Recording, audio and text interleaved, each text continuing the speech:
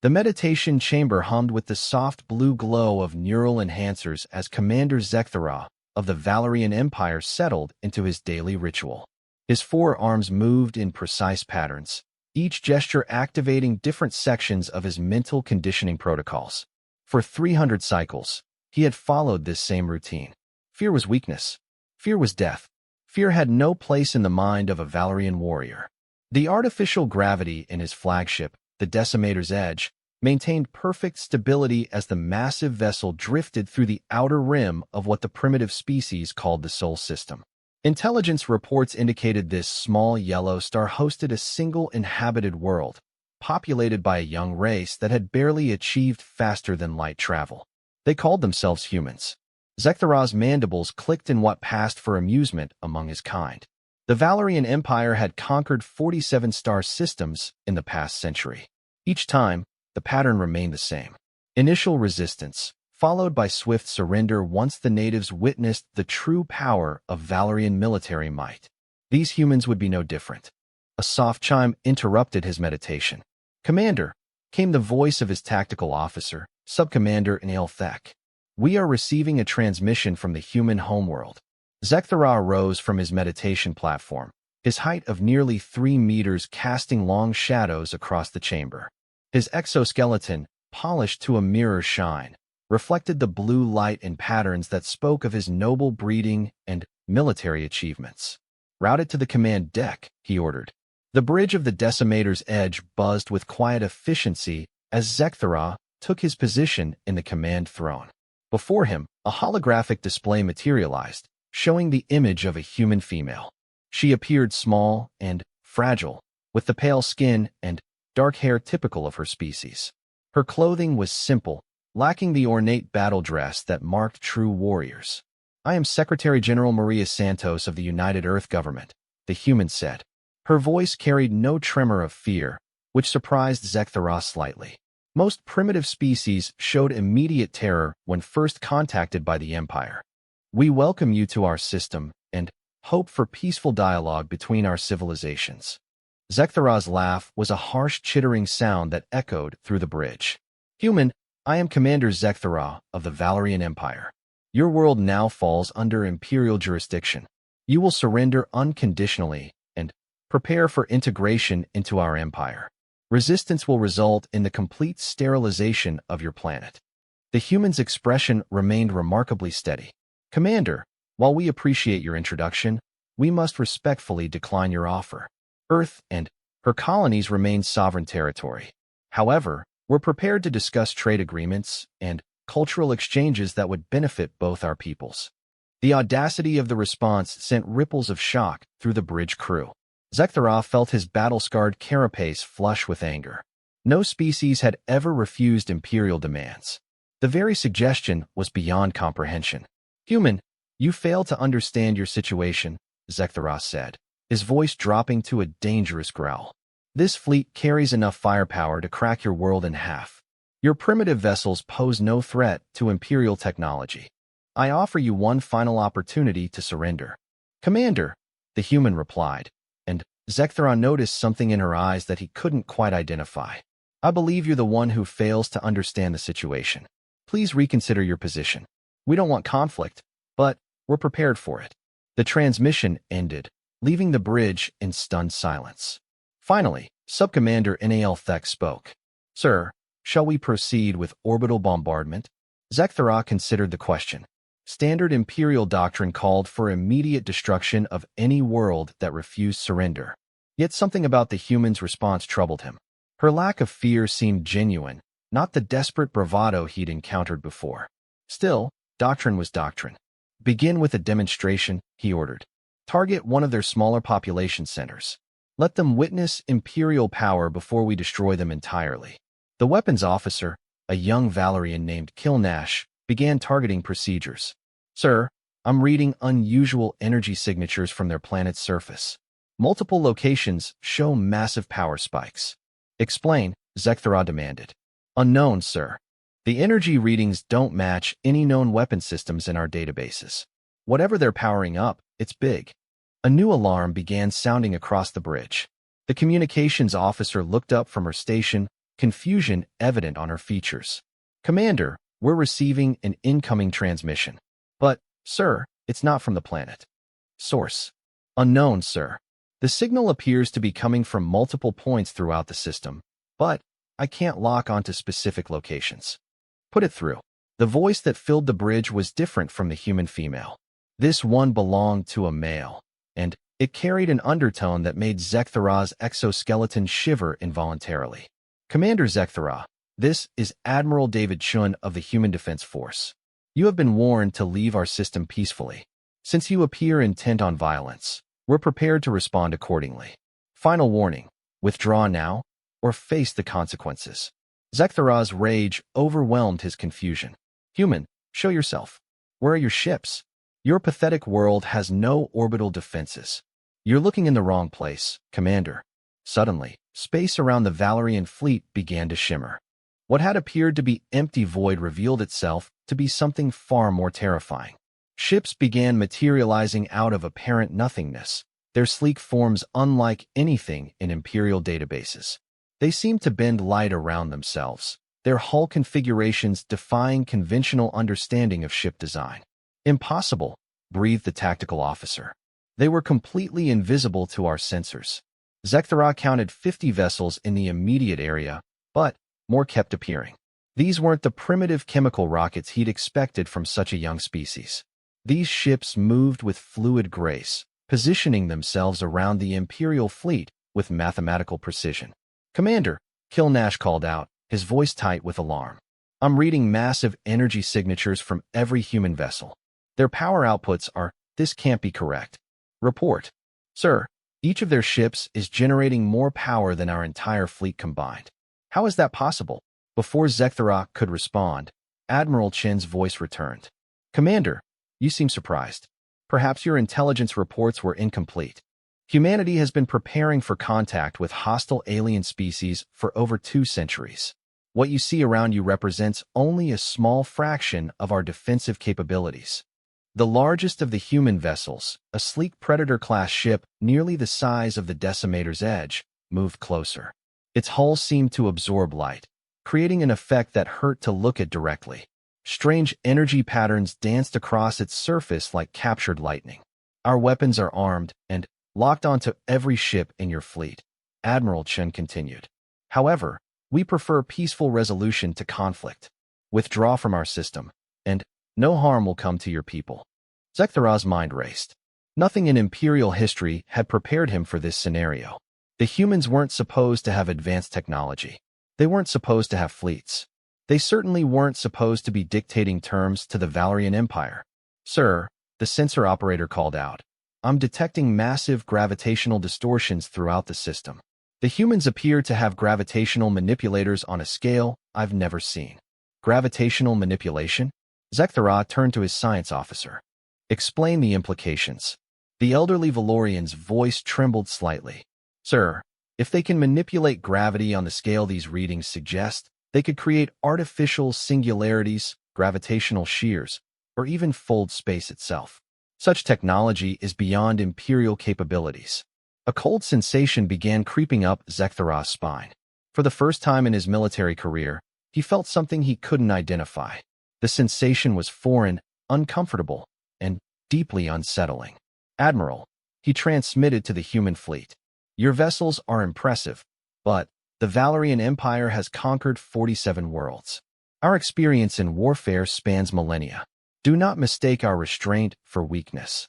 "Commander," came Chen's reply, "we're not mistaking anything.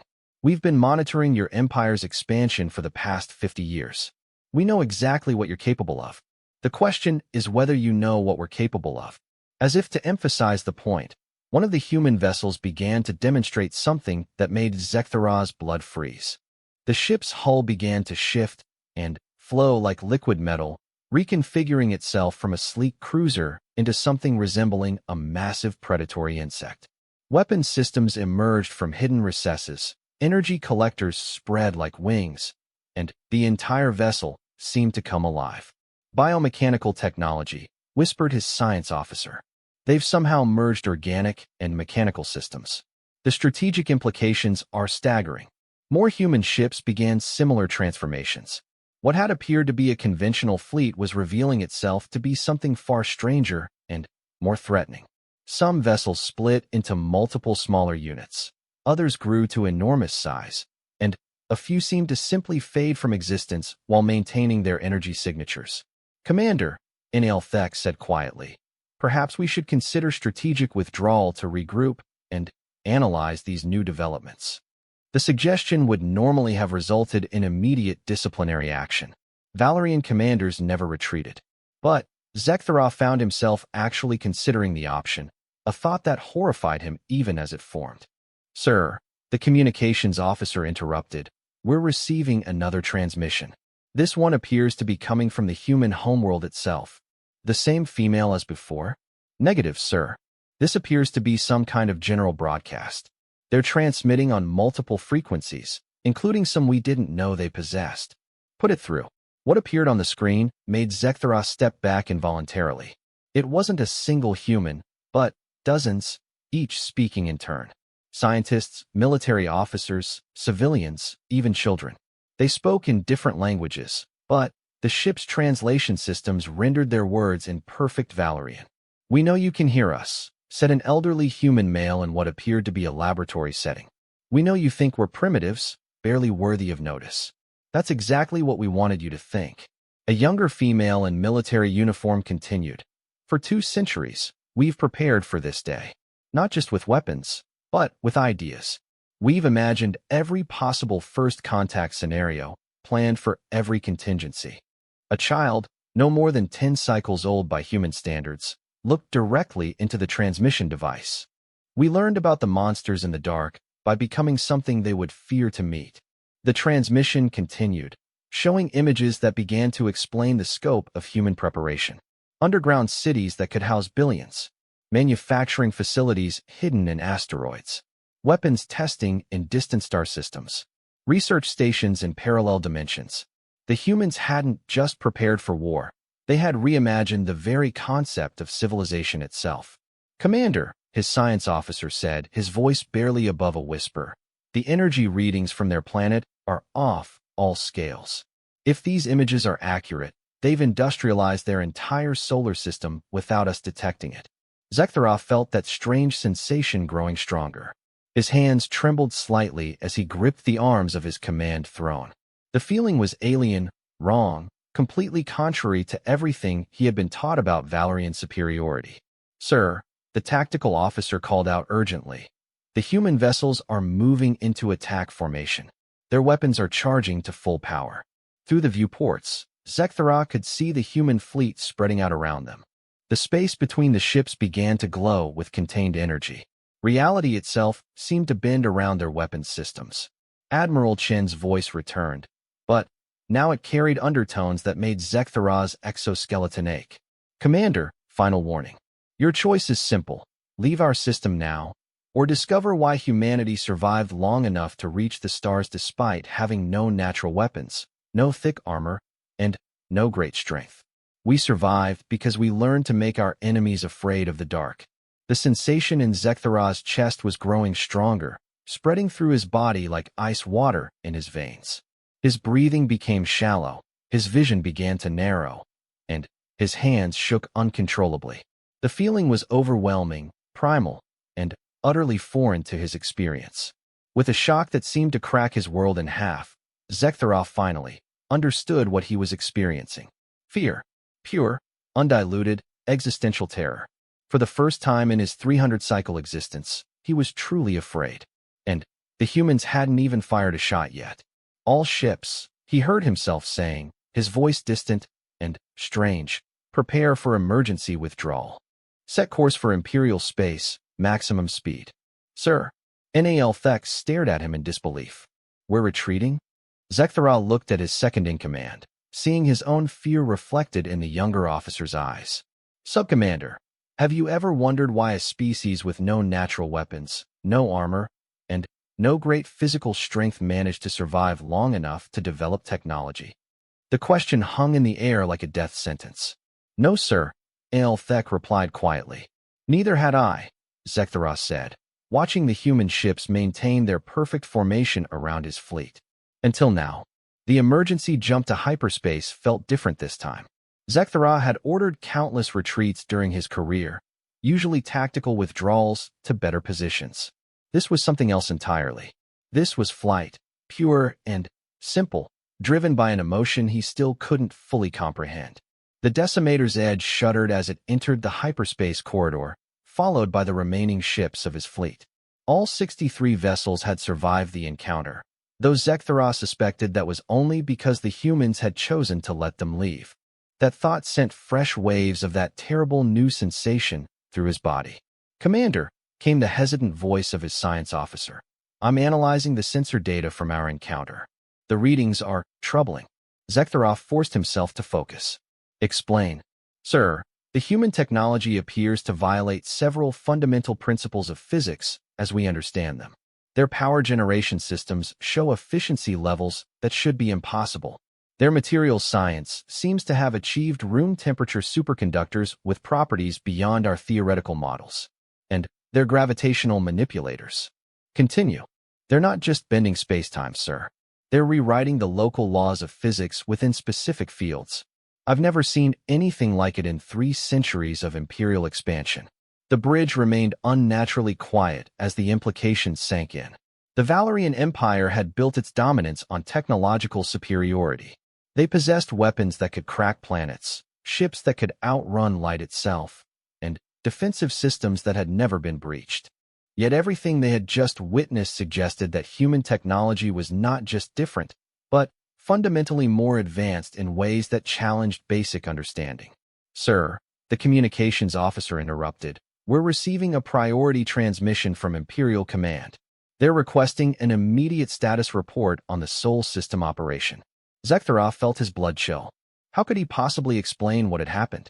How could he tell the most powerful military force in the galaxy that they had encountered a species that made them retreat without firing a shot? "Tell Imperial Command that we encountered unexpected resistance. Request permission to return to base for debriefing and strategic analysis." "Understood, sir." As the fleet continued its journey through hyperspace, Zekthara found himself reviewing the encounter repeatedly. Every detail seemed to challenge everything he thought he knew about warfare, technology, and the nature of civilization itself. The humans had shown no fear. None at all. Instead, they had projected an aura of quiet confidence that suggested they had been preparing for exactly this scenario for generations. But more troubling than their technology was their demeanor. They had spoken like teachers addressing particularly slow students, not like a primitive species facing annihilation. "Commander," Nal Thek approached his command station. "Permission to speak freely?" "Granted." "Sir, what exactly happened back there? I've never seen anything like those ships or that technology. Are we certain they were really humans? Could this have been some kind of deception by a more advanced species?" The question had occurred to Zekthara as well, but the evidence suggested otherwise. The biological signatures had been consistent with human physiology. The language patterns matched intelligence reports about human communication. Everything indicated that these were indeed the same species that Imperial scouts had dismissed as primitives barely a decade ago. They were human, Subcommander, which means our intelligence reports were catastrophically incomplete. "But, sir, how is such rapid technological advancement possible? According to our files, they only achieved interplanetary travel 50 years ago." Zekthara considered the question carefully. Perhaps that's the wrong way to think about it. Perhaps we've been measuring advancement incorrectly. "Sir, every species the Empire has encountered developed along similar paths. Physical strength, natural weapons, thick armor, aggressive territorial expansion. We've grown to expect that pattern. But humans appear to have developed along entirely different lines." The science officer looked up from his analysis station. "Commander, I think I'm beginning to understand their approach. Look at these energy signatures." A holographic display materialized above the central command platform, showing the detailed sensor readings from their encounter.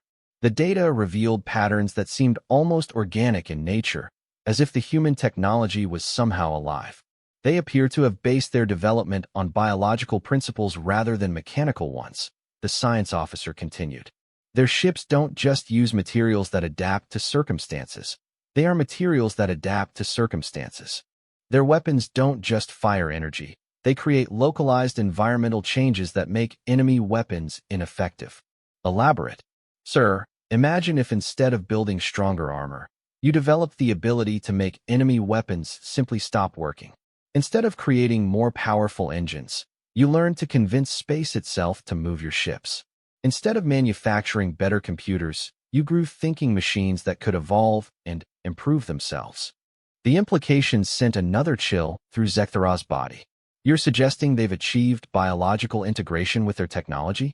Not integration, sir. Replacement. I don't think they build their technology at all. I think they grow it.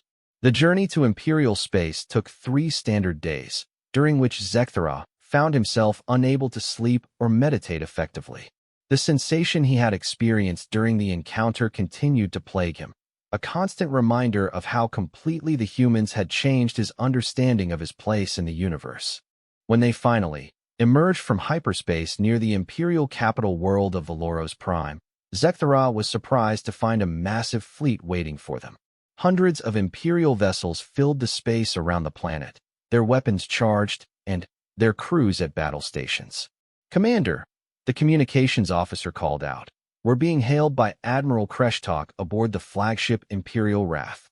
Admiral Kreshtok was a legend within the Imperial military, a warrior who had personally led the conquest of 15 star systems.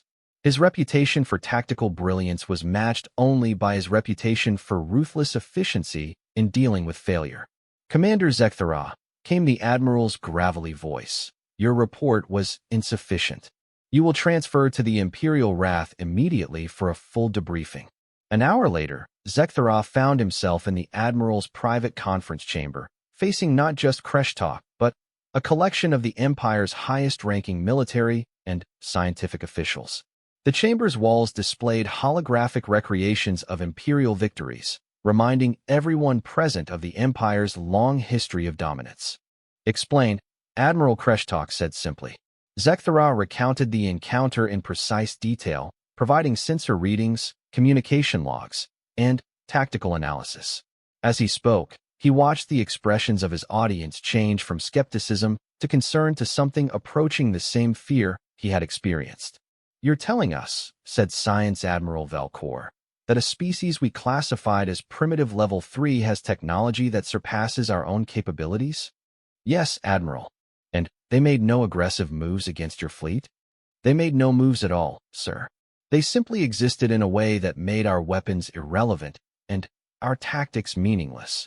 General Thakmore, the Empire's chief military strategist, leaned forward in his chair. "Commander, in your professional opinion, could the Imperial fleet defeat this human force in direct combat?" The question hung in the air like a death sentence. Everything in Zekthara's training told him to answer with confidence in Imperial superiority.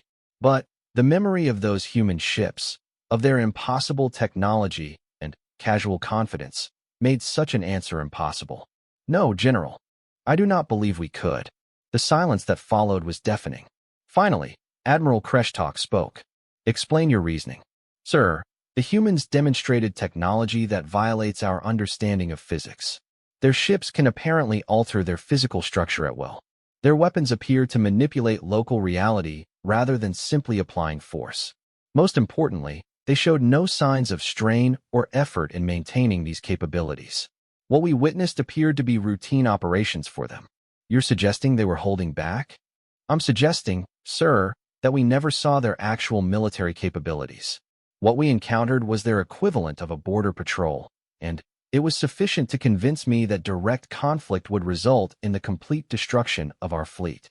Science Admiral Velcor activated a holographic display showing the sensor data from Zekthara's encounter.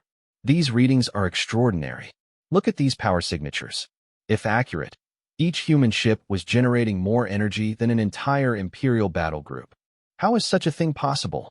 demanded General Thakmore. "Unknown, sir. Our best theoretical models suggest they may have achieved controlled fusion at the atomic level, essentially converting matter to energy with perfect efficiency. But even that wouldn't explain these gravitational readings."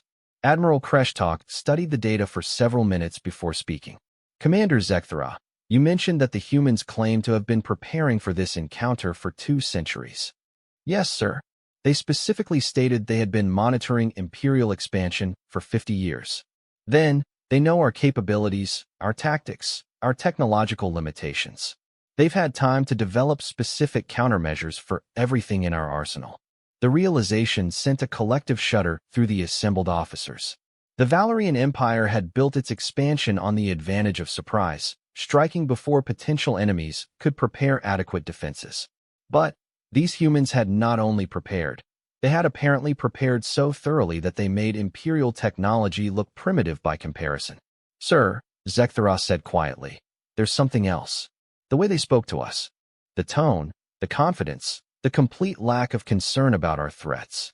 It was as if they were dealing with a minor inconvenience rather than a potential military engagement." "Explain." "They acted like parents dealing with unruly children, sir. Not like a species facing potential annihilation.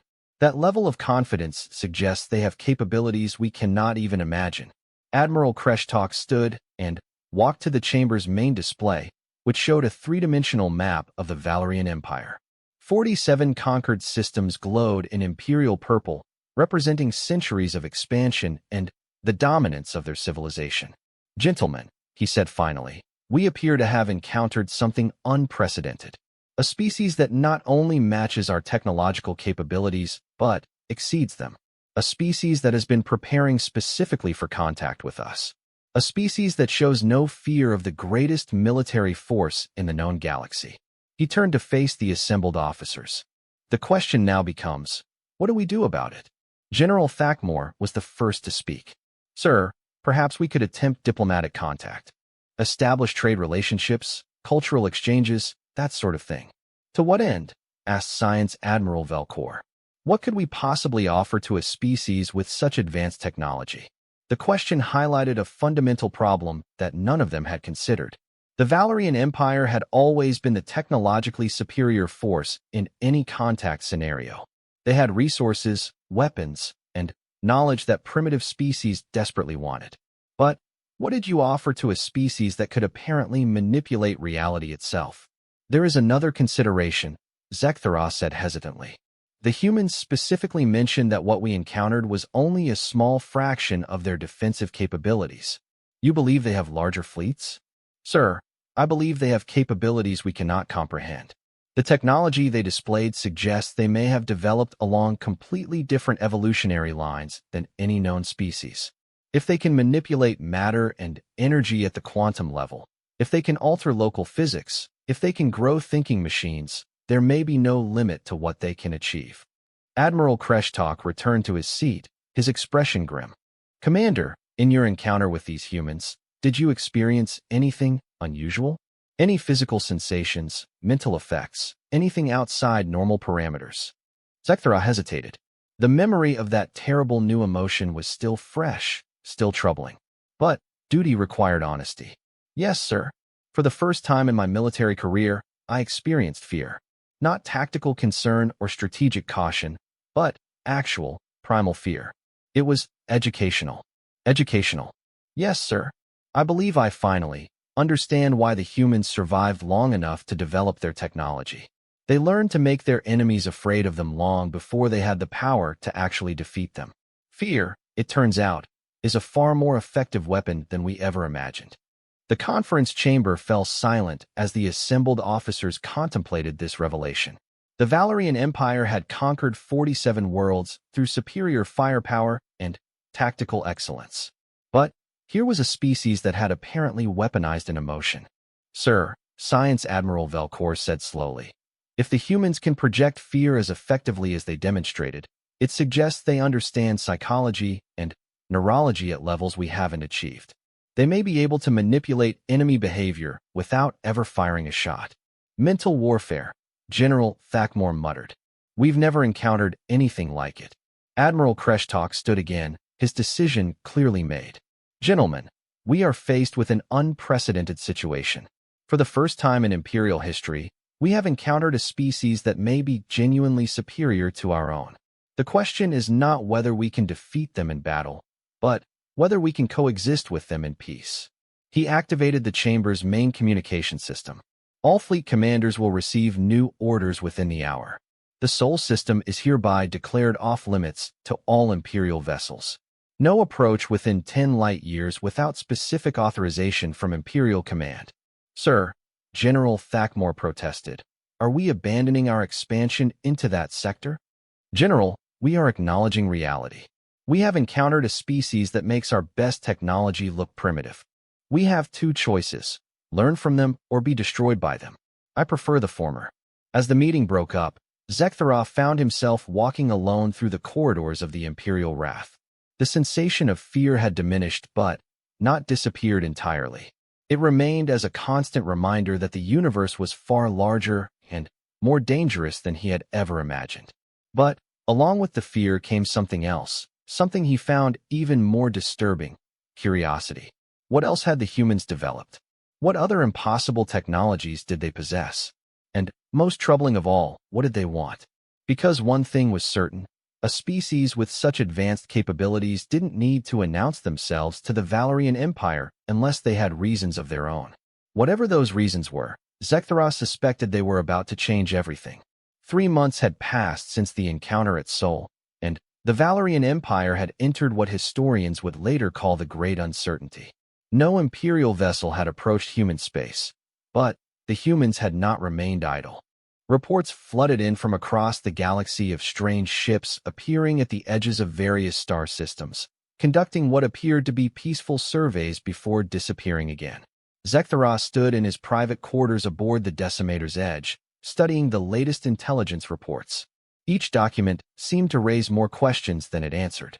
The humans weren't expanding aggressively into neighboring systems. They weren't establishing military outposts or claiming territory.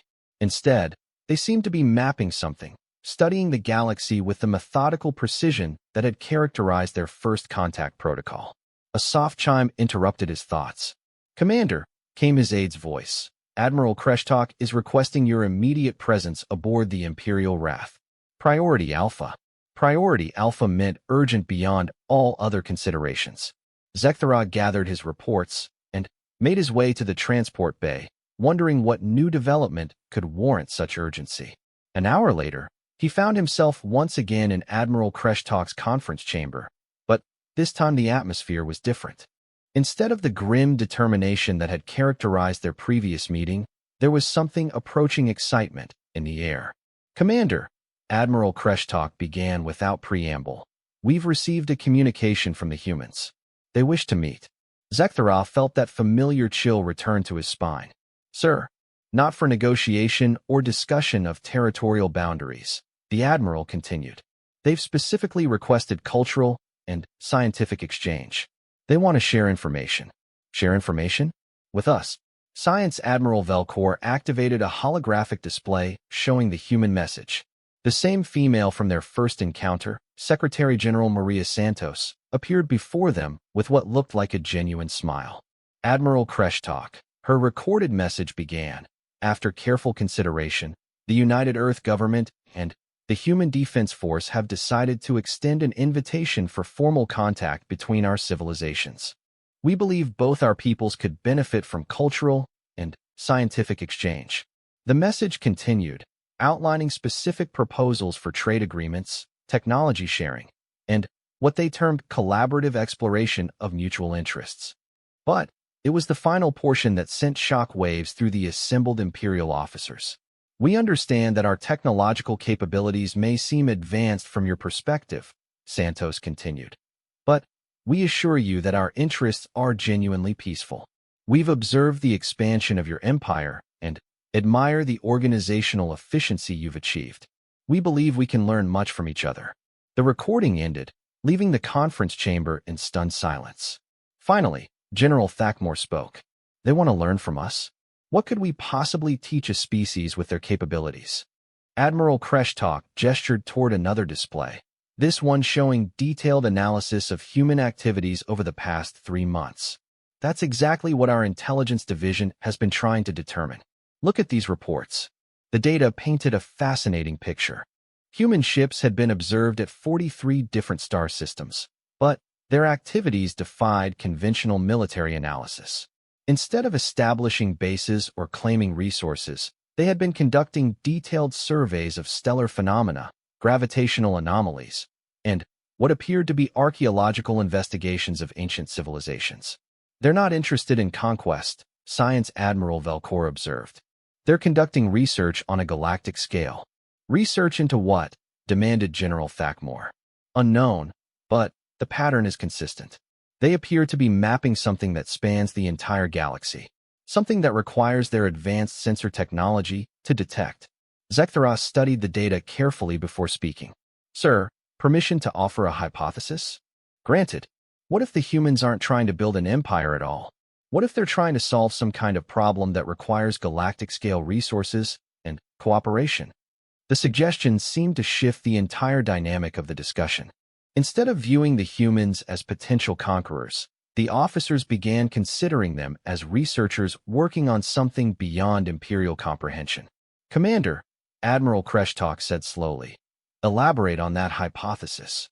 Sir, every action they've taken suggests long-term planning rather than immediate expansion. Their technology appears designed for exploration and adaptation rather than conquest.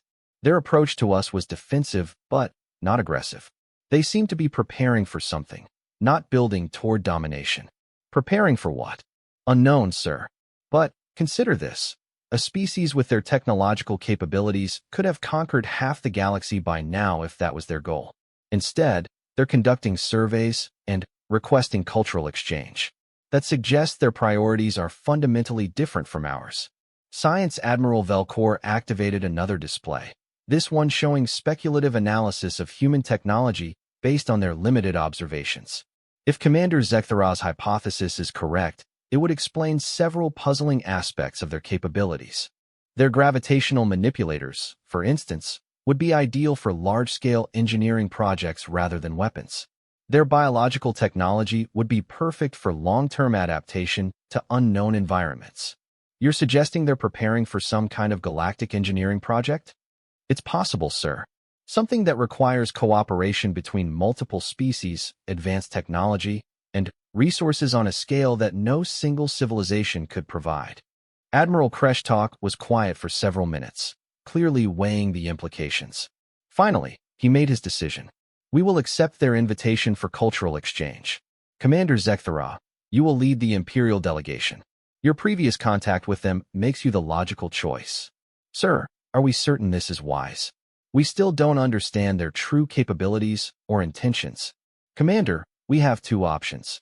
We can continue to fear them from a distance while they potentially solve galactic-scale problems without us, or we can engage with them and discover what those problems might be.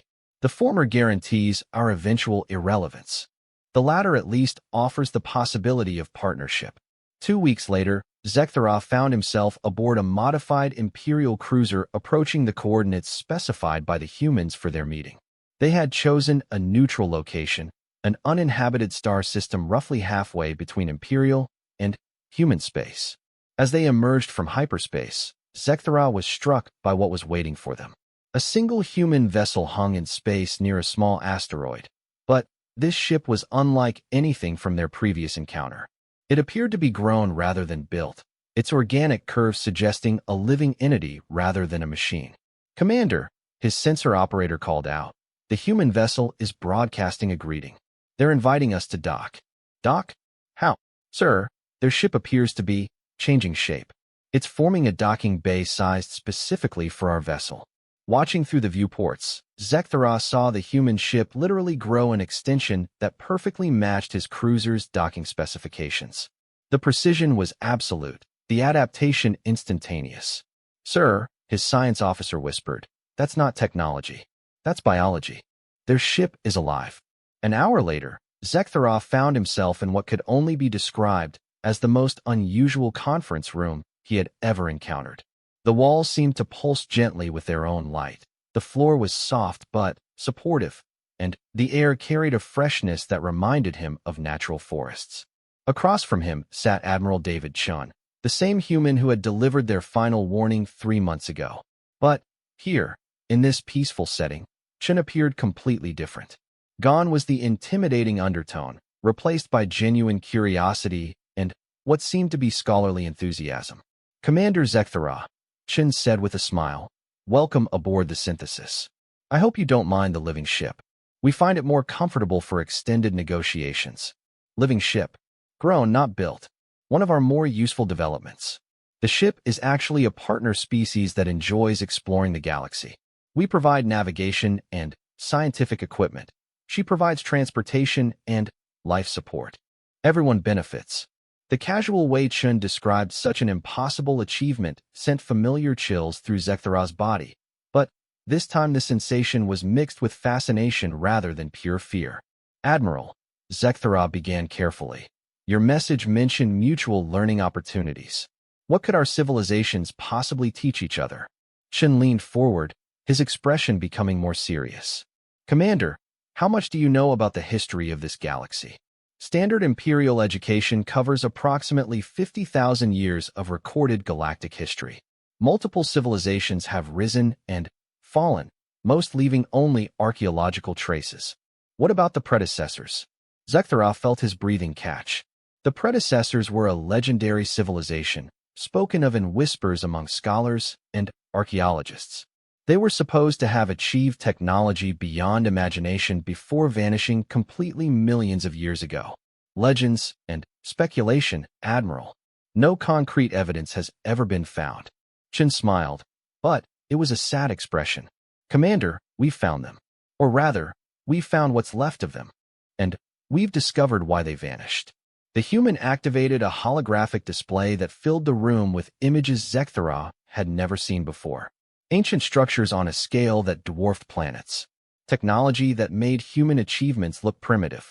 And, underlying it all, a pattern of destruction that spoke of unimaginable catastrophe. The predecessors didn't vanish, Commander. They were destroyed. Something came from outside this galaxy and systematically eliminated every advanced civilization it encountered. The predecessors fought back, but they fought alone. Each species tried to solve the problem individually, and each species fell.